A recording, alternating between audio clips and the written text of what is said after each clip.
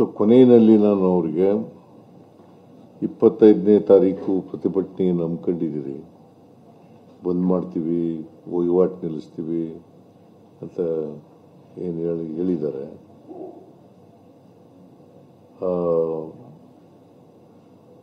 Freedom ಪಾರ್ಕ್ನಲ್ಲಿ ಪ್ರತಿಭಟನೆ ಮಾಡ್ತೀವಿ ಅಂತ ಏನು ಹೇಳ್ಕೊಂಡಿದ್ದಾರೆ.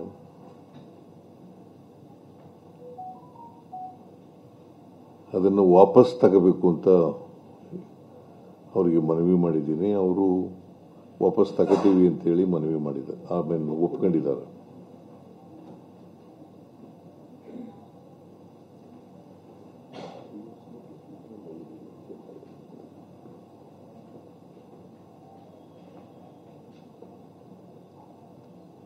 ಇನ್ನೊಂದ್ಸರಿ ರಿಪೀಟ್ ಮಾಡಲ ನಿಮಗೆ, ಇದೇ ಇಂಪಾರ್ಟೆಂಟು.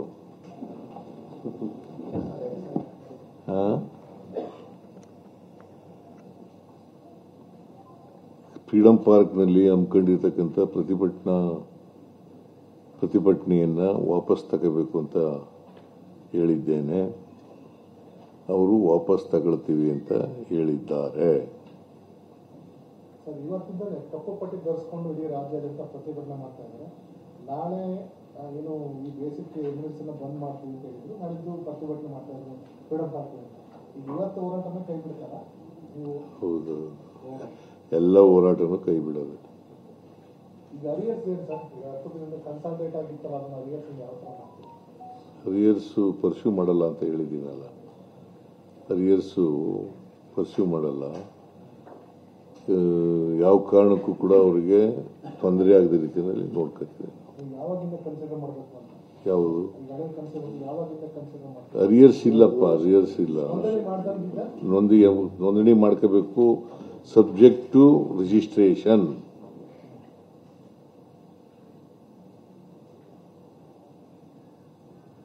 ರಿಜಿಸ್ಟ್ರೇಷನ್ ಕಡ್ಡಾಯ. ಈಗ ತೆರಿಗೆ ನೆಟ್ಟಿಗೆ ಬರಬೇಕಲ್ಲ ಎಲ್ರೂ. ಬಟ್ ಯಾರಿಗೆ ಎಕ್ಸೆಂಪ್ಟೆಡ್ ಗೂಡ್ಸ್ ಇದೆ ಅವ್ರ ಹತ್ರ ಅವ್ರಿಗೆ ರಿಜಿಸ್ಟ್ರೇಷನ್ ಅಗತ್ಯ ಇಲ್ಲ.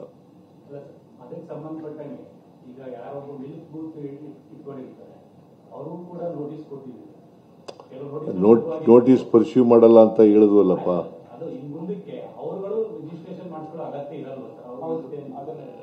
ಈಗ ಯಾವುದು ಎಕ್ಸೆಂಪ್ಟೆಡ್ ಅಂತ ಇರ್ತದೆ, ವಿನಾಯಿತಿ ಅಂತ ಇರ್ತದೆ, ಅವರು ರಿಜಿಸ್ಟರ್ ಮಾಡ್ಕೋಬೇಕಾದಂತ ಅಗತ್ಯ ಇಲ್ಲ.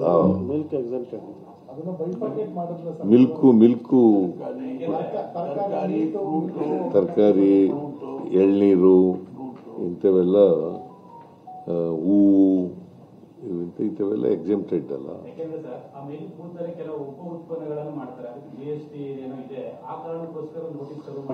GST ಯಾರು ಮಾಡೋದು ಗೊತ್ತಾ ನಿಮ್ಗೆ? ಯಾರು ಹಾಕೋರು? Aided by whom? Aided by whom?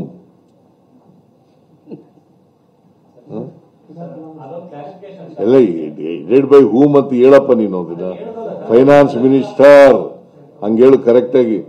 Finance minister of the central government.